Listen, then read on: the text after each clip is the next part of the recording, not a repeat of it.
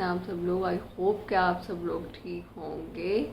So welcome to my another vlog. क्या welcome to my another vlog. यार फिर अब आपको कैसे पता चला? मुझे बस पता है यार। सो गाइस एक प्यारी सी सुबह आ गई है। यस गाइस सुबह हो रही है। सुबह हो रही है नहीं, सुबह नहीं हो रही। 2:30 बजने और गाइस हमारे घर में ये जो 2 लोग हैं, हम सब उठ गए हैं, ऐसे हम भी अभी उठे हैं, बट ये दोनों की नींद ही नहीं पूरी हो रही। अगर मैं आपको दिखा सकूँ, ये देखिए कैसे समय में मैं आपको दिखाती हूँ। आप देख सकते हैं मैडम उठने का नाम ही नहीं ले रही हैं, इन्हें उठाए जाते हैं। दुआ यार उठो। गाइस देख लेंगे, उठ ही नहीं रही। दुआ उठो उठ जो। गाइस ऐसा लगता है कि ना बेहोश होगी दुआ, और अब दुआ को कोई नहीं उठा सकता। ये देख, ये दुआ सो रही और वो सोए यार उनकी नींद नहीं पूरी हो रही। उठो मम्मा ब्रेकफास्ट ले आएंगे। अच्छा गाइस गुस्सा भी होती है।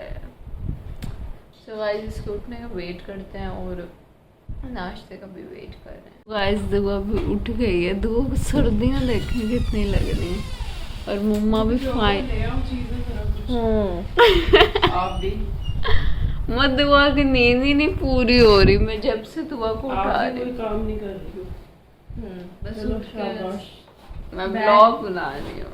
जल्दी सब चलो चलो चलो चलो। मैं अच्छा गाइस मैं फ्रेश भी नहीं। जाओ जाओ जाओ उठ जो। उठ गई। नाश्ता हो गया रेडी, जिसमें है दही, अचार, चाय और ये है अचार। क्या होता है अचार? क्या अचार ही खाए यार। दुआ मुझे हमेशा ही गलत करती है। अचार? और ये क्या है? अरबी की सब्जी। ये अब आपने शुरू कर दी सब्जी।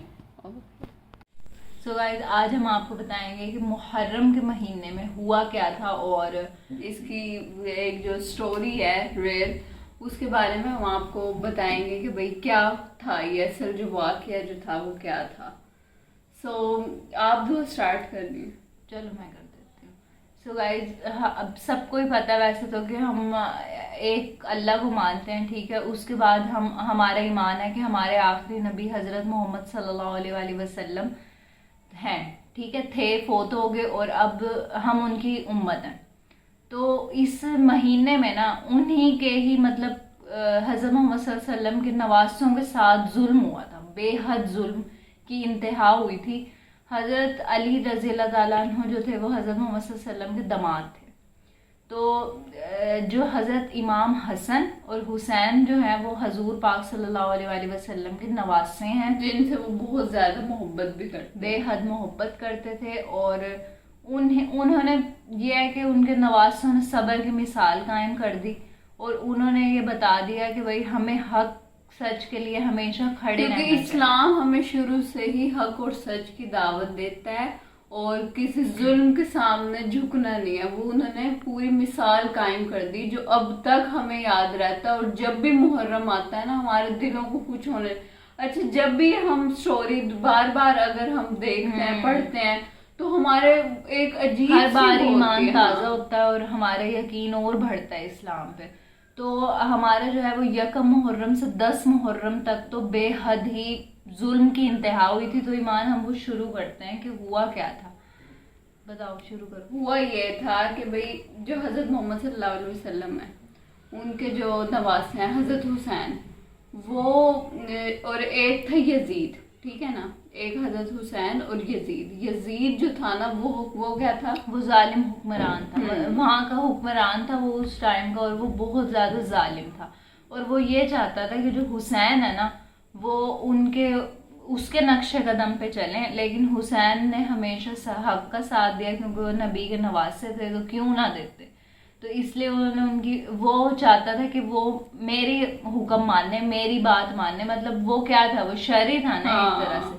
लेकिन हुसैन ने हक का साथ दिया। और इसके अलावा ईमान تو انہوں نے کیا نام ہے اس نے کہا بھی کہ آپ ہمارا ساتھ دیں، یزید نے کہا، لیکن حضرت حسین نے بالکل انکار کر دیا.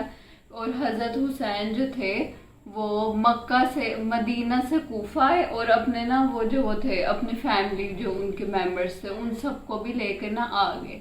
لیکن نا بیچ میں نا جو وہ تھا نا یزید، اس نے نا روک لیا ان کی فیملی کو. 72 لوگ تھے تو انہیں وہاں روک لیا. اور وہ جو جگہ تھی اس کا نام ہے کربلا. کربلا ایک پورا میدان ہے جو کہ ابھی بھی ہے. اور کیا نام ہے پھر اس سے پہلے یہ ہوا تھا کہ وہ گئے کیوں تھے وہاں پہ.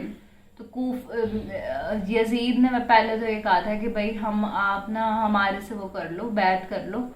لیکن امام حسین نے اس کی بات نہیں مانی کیونکہ وہ تو تھا ہی جھوٹا.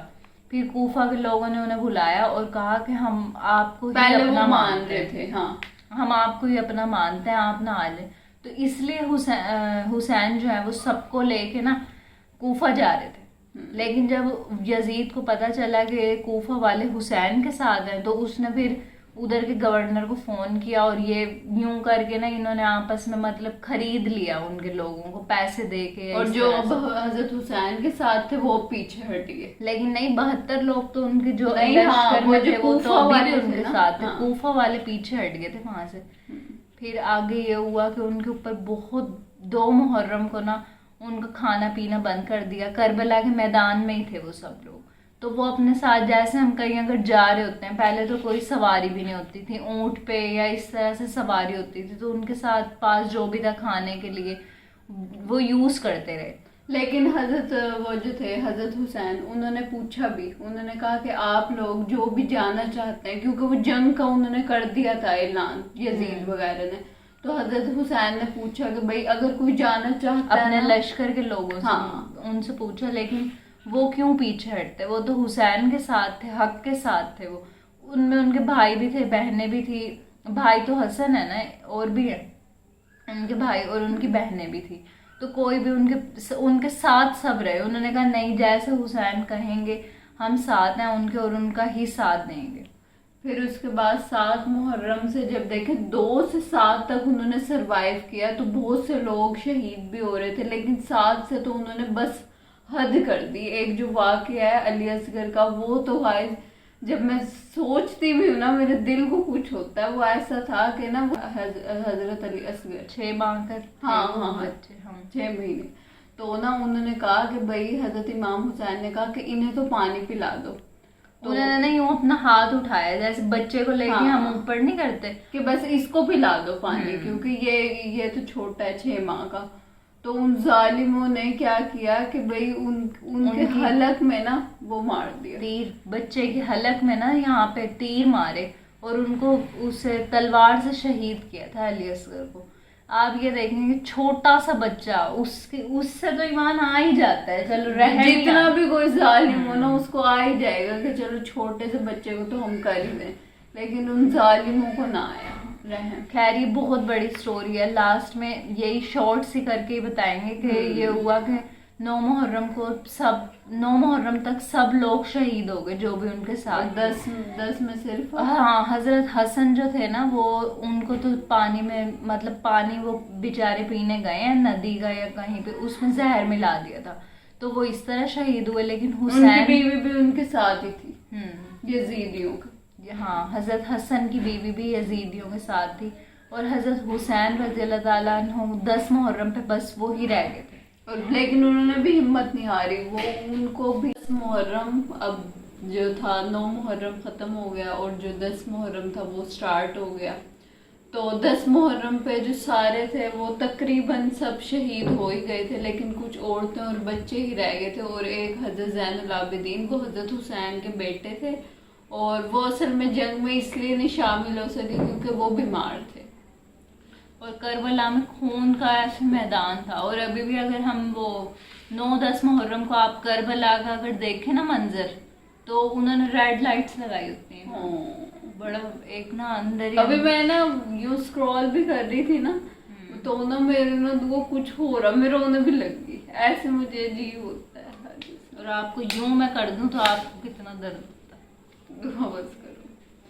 سو گائز اب ہو گیا تھا 10 محرم، لیکن وہ جو حضرت حسین تھے انہوں نے بالکل بھی ہار نہیں مانی ان یزیدیوں کے سامنے. اب انہوں نے اکیلے ہی آنا تھا، مطلب اکیلے ہی، کیونکہ وہی رہ گئے تھے نا، میدان میں اترنا تھا.